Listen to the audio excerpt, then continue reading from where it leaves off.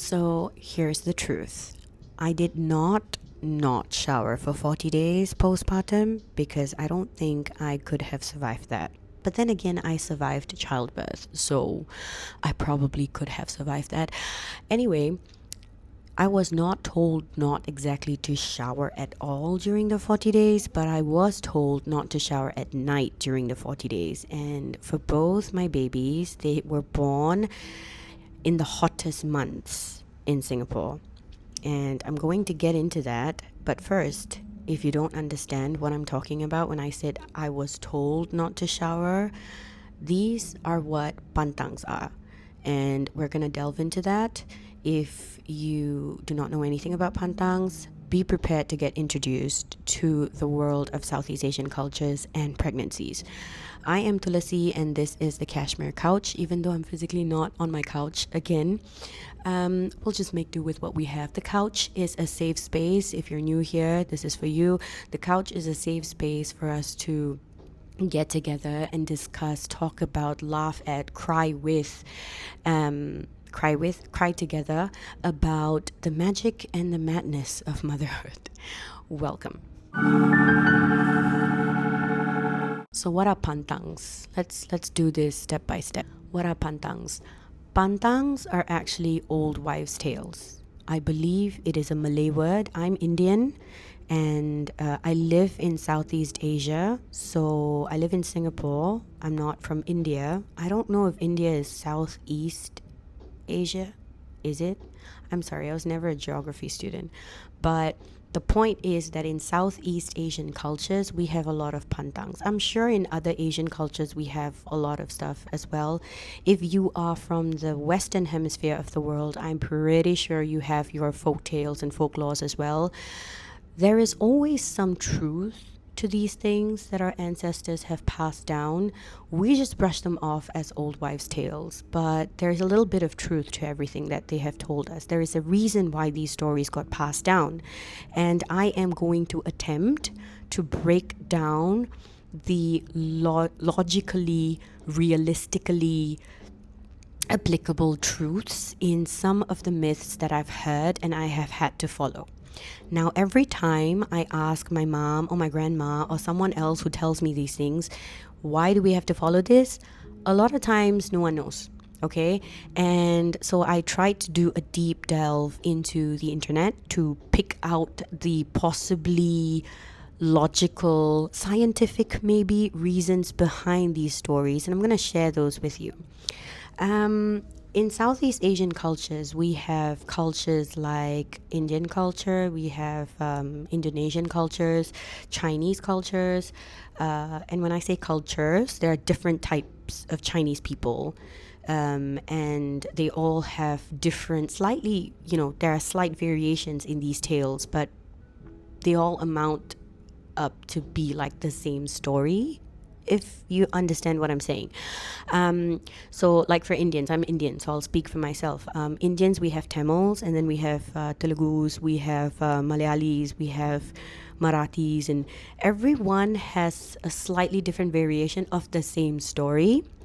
And one of the things that I was told as an Indian new mom because I had just given birth to my baby, first baby and second baby, it was the same story, right? So when I had just given birth, I was told that I was in my confinement period.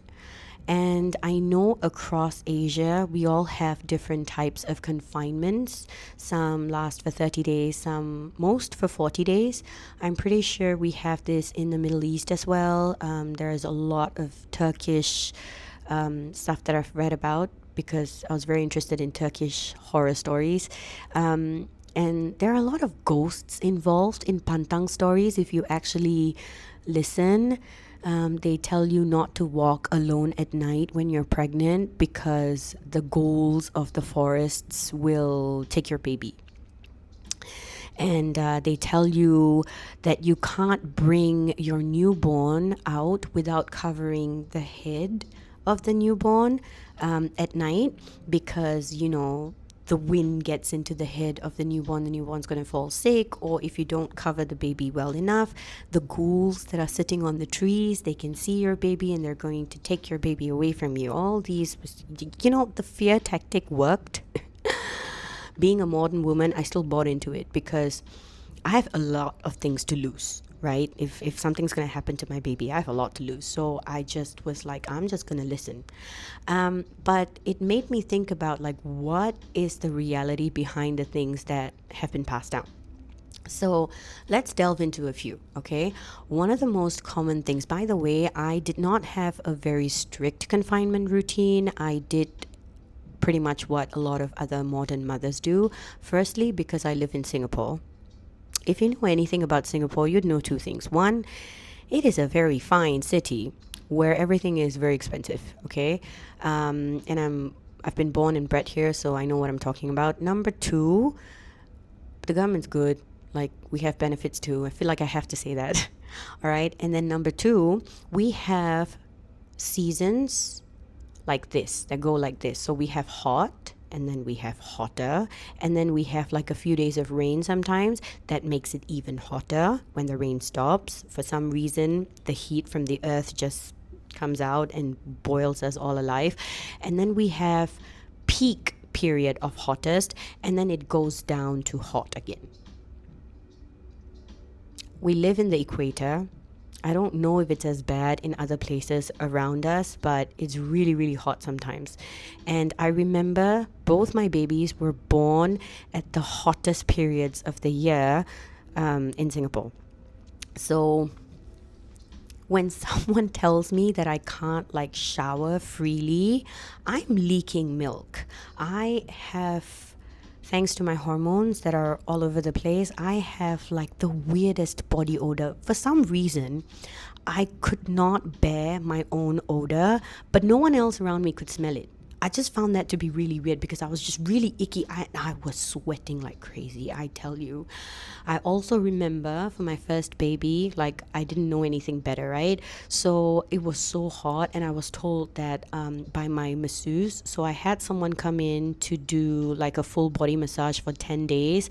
This is something that we have in Southeast Asia. Like immediately postpartum, you would get someone to come in to do like the confinement massage, where they help your nervous system, your blood flow, your circulation, everything go back to how it should be, because immediately postpartum, you are in a state where you are at the rawest, where you are at your rawest, your most pure, delicate stage. And so you need help from everyone and everything to try and get your body back to its strongest self, okay? And so even my masseuse, she was telling me, you need to keep your socks on the whole time. It's a really, really hot country that I live in, and it's really humid. So you can just sweat buckets just like that. And so I was wearing my socks. I was wearing did I have my hands covered? I can't remember. So your elbows, your knees. Oh yes, so I did not have my knees covered because on this particular day it was really hot, and I decided to wear shorts because I'm at home, right? Also, we can't leave the house unnecessarily. We still do because the baby needs to go for its checkup and stuff like that. So we still do, but technically we should not leave the house at all for 40 days. And the reason why I'm saying this is because I know it's the same across a lot of the Southeast Asian cultures. So I'm Indian. I was told to do this. I know my Malay friends go through the same things. I know my Chinese friends go through the same things. And that's where this whole, don't shower and all that comes along. So I'll talk about that in a second. But I remember I had shorts on, and so my knees were exposed. My mother-in-law comes through the door to visit me and baby, and then she looks at me, and she's a really nice person, by the way. I'm not saying this because like my entire family watches this, but she's really, really sweet. And so she looked at me and she was like, you should cover your knees. And I'm like, okay. And then she proceeds to explain what she knows about this rule, right? And she says the wind, and this is the same explanation given throughout all the cultures, the wind enters your body through exposed joints. For some reason, it's the joints. The wind enters your body, and then you're going to have a lot of pain, a lot of problem with proper healing. It makes your body go into a very cold state. And so if you really go into what the cultures are saying, it's always about the cold and the heat. If you look at Ayurveda, if you look at Chinese traditional medicine, if you look at Jamu practices, which are rooted in Indonesian culture, but a lot of Malays follow this as well, it's always about the heat versus the cold. And so they tell you that when you are immediately postpartum, you are encouraged to eat a lot of warming foods because your body is now in a state of cold. Your body was very hot when it was developing your baby, and then now the baby has left. There is an absence, there is an emptiness, and your body is trying to fix itself back together. At this state, it requires heat to help with the healing, but what you have inside is actually cold. And when you take in more cold things, that is going to not get you to heal the way you should heal, if that makes sense. So cold water, you're not supposed to have iced water. I found it very difficult, but I knew that I had a lot to lose. And the scare tactics, I tell you, they work. It's not always just about ghosts. And then they tell you other things like, oh, you know, when you grow older, you're going to have creaky knees, you're going to have all these problems, you're going to have rheumatism, you're going to have arthritis, and it's all because you don't take care of yourself during your confinement period. I'm afraid of all these things, so it works. So I remember I had water that was boiled with red dates and something else. I know I put something else. So this is Chinese. It's a Chinese. It's not a remedy. It's a drink that they encourage you to have during your confinement period if you're Chinese. But I live in Singapore. We are multicultural, so we get a lot of tips from everyone, and then we try everything. So that is supposed to hydrate you. Red dates water. You boil water with red dates, and that is going to help to put back whatever you need in your body. It's going to help with healing, and then it also prevents wind from entering your body. The lady who was my masseuse, she was rooted in Jamu because she was Malay, and so she told me the poison that you take in during your confinement period is plain water or air putih. So plain water is supposed to be poison for you at this stage because it contains nothing, it's not nutritious, and it just helps to put air back into your body when you're trying to avoid it. Again, I live in one of the hottest countries. I think it is one of the hottest countries in the world. I don't know. But it was unbearable for me to think that I cannot have cold water. And I was so thirsty sometimes. I just wanted water, just water. Red dates water does not taste like water. It just reminded me, I am a nurse. I know how urine smells and looks like. It just reminded me of like pee and sweat. I every time I would drink red dates water, I just felt like I was drinking sweat. I don't know. I know other people enjoy it. I just didn't. I hated it. And I did it for like 3 days. I couldn't do it anymore. And then I just fell back to, I would use a little bit of red dates water and then top it up with a lot of plain water, and I would have that. I was missing cold drinks like crazy. Like I was just always not satisfied with the water that I was drinking. So another problem that I had was when I was told not to shower at night. Now here's the thing. My masseuse would come in at about 9 or 8:30 in the morning, right? And I would be so tired to get up before she would come because that was the only time that I could shower.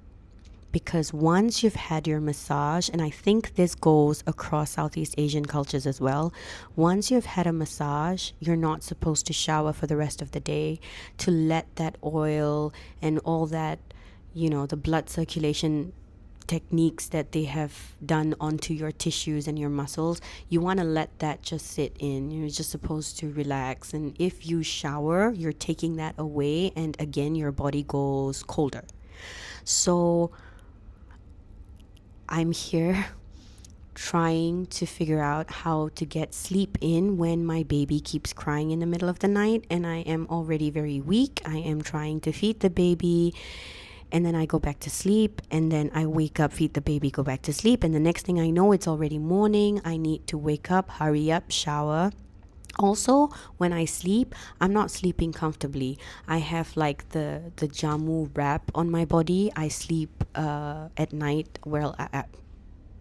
Also, when I'm sleeping, I'm not in my most comfortable position because I have a jamu wrap across my tummy. Sometimes in the middle of the night, it gets way too much, so I have to take it out. It's just super itchy and it's very difficult for me to turn or even breathe sometimes. But otherwise, if I'm a good girl, I will keep it on until the next morning. And then it's not easy to just rip it off, by the way, if you're going to take it off in the middle of the night. It's really annoying. You have like at least 2 layers of the cloth, and the binding cloth is really long, and you're going to take it off, and then they have put like some paste on your skin that dries down because the liquid or the oil gets absorbed by your skin, right? So when you remove it, you have that paste that has now dried up that falls everywhere in your bed, and then you have your baby.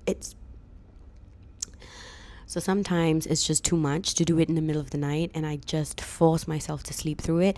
And then in the morning, when I finally get up, I just rush to shower, and then I enjoy that 5 minutes just for a bit. And it has to be hot water. You can't use cold water because, again, water is poison. Plain water is poison. You can't have like room temperature water even. And you're just supposed to shower with that, and then that's the one shower you get. So by the time I get massaged, and sometimes I just fall asleep while the massage happens. You know what else? Like there is this other thing that they do. So this is traditional Javanese methods, whatnot. I think we have it for Indians as well. So you're supposed to smoke, like you have the things that you want to burn to get like a certain type of smoke, and then you put it down there. So I was made to wear a sarong. A sarong is like a skirt, okay, which is just a piece of cloth, but you're made to wear it like a skirt, and it covers you all the way down to your ankles, right? And then I'm supposed to sit on a stool which has a hole in it, and then they would put the smoke like underneath, and I'm supposed to let the smoke go up my vagina. That is supposed to heal internal tears, and I don't know what the exact science behind it is, but it really helped me. Okay, and so you do that after your shower, and you do that after your massage. And doing that when you have a sarong on, that's gonna be really hot. You're going to sweat in your legs, and that's not fun. Because after that, you go outside and you're just like, I'm gonna be sweating the whole day anyway. You start feeling sticky as soon as you're done with your shower, basically. Like an hour after your shower, you're already sticky. And then you have to go through the entire day. And I was told not to shower at night because I have the wrap on and everything. And also, the science, or not really the science, but the logic behind this is this. Back in the day when these traditions started, there was no heating system for water. And at night, they would actually have to go to the well and draw water, and then the water would be very cold. So it is true that your nervous system gets affected with the whole postpartum thing and your hormones and everything, right? So if you were to throw cold water at night on yourself, it could potentially shock your system. And if your nerves and everything, they're still very fragile and sensitive from having birthed a baby, you're most likely going to go into shock. like physically go into shock, and that's going to be a problem. There have been cases of people fitting or having epilepsy because their body gets too cold. I've seen this actually happen to patients when I was a nurse, right? So that's one of the main reasons you can't shower at night. So technically you could cheat. I'm not asking you to cheat, but you could cheat by making sure that you're completely warm. So no air conditioning, no fan, warm water.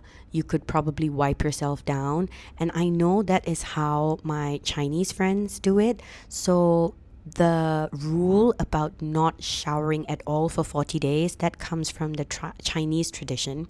And I have a lot of friends telling me about it, and I go, like, I'm super shocked at it. But when it happened to me, I kind of figured, like, okay, I understand why they say it, but for them, they can't shower at all. So not even in the mornings. And I was really curious. And so when I went to find out from some of my modern friends, they told me, again, it's the whole water being a poison, and it's going to get your joints, like, it's going to allow wind to go into your joints. Anything that is cold, you're just supposed to stay still and just rest and just be in this cocoon of warmth. That's what Southeast Asian cultures tell you to do once you've had a baby. And you stick yourself into this cocoon, right? And the whole time you're just there, your body just repairs itself with the heat. So no movement. In fact, I was told by my masseuse not to walk too much, because apparently when I brought my baby for a medical appointment, and then I came back. So that's all the walking that I did, right? The next day when she did the massage, she was like, look, there are so many air bubbles in your body. And true enough, when she would, like, knead my skin, there was a lot of, I could feel it. So again, I don't know the scientific backing for this, but I've experienced it. It's quite scary. Like, you want to give yourself the best chance of healing the best possible way after you have gone through trauma like childbirth. So I just listened. And going back to my Chinese friends, right? So they tell me they can't, like, shower. So you can't let water run down your body, but you could use herbs infused in water, right? And then you take that water and you're allowed to wipe yourself down. I don't know if that's part of the tradition or that is their cheat code, but this was what I was told. And I tried to find out a little bit more about the other myths. For instance, I have been told multiple times. So after the confinement period, when I was finally able to bring my baby around, I was told that if I were to, so I would go to someone's house, right? And then by the time I would come back, it would be late because my relatives, like, stay very far away from where I live. And so I was told to cover the baby's head. So my second child, she did not want to be swaddled at all. It's just weird, okay? She did not like swaddles, like 2 weeks after birth, all right? So she would get really fidgety and really annoyed, and she would cry very loudly if we were to swaddle her. And so the only thing I could do was to cover her entire body with, like, pajamas that were long sleeved. And then when we would come back home, we would have to change because she just wanted to be as free as possible, right? And so when I would bring her out and then I would bring her back home, it would already be sunset. And I was always told to carry something sharp with me. This is from the Indian old wives' tales, okay? I was always, and I think, like, the Malays have something similar. If you know, please share it with me. So I was supposed to carry something sharp, anything, like even a safety pin or like a small blade or anything, nails work. And I need to carry something sharp, and I also need to make sure that the baby's head is covered. So when I asked people about this, the reason why their fingers and, their joints and everything need to be covered is for the same reason why you cover your joints, because they are newborns. Their body, they have fragile bodies. the same way your body becomes fragile once you've given birth for 40 days, and then wind can enter, yada yada. And so the whole head covering thing was pretty much the same. But when I tried to find out the science behind it, I suppose, and I don't have like any specific evidence to back me up, but I suppose it's because babies, they haven't really learned thermoregulation yet, and we can do that because we've lived on this earth for like quite some time. So when we get really cold, like our body knows how to regulate our temperature, but newborns don't have that yet. They have not developed thermoregulation properly yet. So it's very easy for them to fall sick because they can feel cold very easily. It's just, I feel like it's pretty logical, but when they say it like that, you can't really equate it. The other thing about the nails, I still don't know. The story or the old wives' tale behind having to carry something sharp when the baby is with you is for protection. So apparently, if the ghost from the trees, there is one famous one, if you're from Singapore or anywhere near us, like any of the Southeast Asian cultures or countries, you would know. This one sits on the trees at night. It's female, long hair, fangs. It's basically a vampire, but the name starts with P. It's pretty scary, okay? I'm not going to say it. See? That's a pantang too. You're not supposed to say it or it'll come. I don't know why, but I believe in it, okay? I have a lot to lose. So anyway, that and her sisters will come down and, they see that you have a newborn. They want to take your newborn and they want to eat it. I actually think, because I've done research on other things and I feel like this story kind of matches with why they say this. Maybe let's put the ghosts aside for a second. I think you're supposed to carry something sharp when you are with a newborn because, again, back in the day, think of when the stories were developed, okay? So back in the day, there was no electricity. If you were to walk alone at night, you are considered vulnerable. First, because you have a child to fend for. You don't have both your hands free, and you can't punch someone in the face if they are going to try and rob you or rape you. That was a real concern back in the day. Okay. Number two, you yourself, even without baby, are not in a position to fight, especially when you're just freshly postpartum.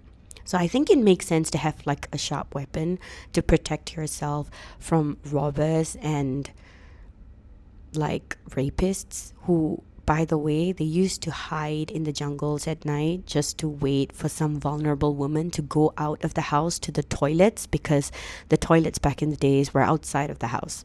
So it was really scary to just, and maybe that's where the stories that you hear, when you go to the toilet at night, you can't go in odd numbers. I think that's where it comes from. Think about it. It makes sense, but I could be wrong. The ghost thing could be real. I don't know. So if any of this resonated with you and you feel like you have more stories to share, maybe you're from a different part of the world and you feel like you want to let us know about some of the myths or the old wives' tales that you guys have on your end of the world, I would love to hear more. If you want to hear more stories about motherhood, you want to sit down and have a little chit chat, then subscribe, and I'll see you again next Sunday.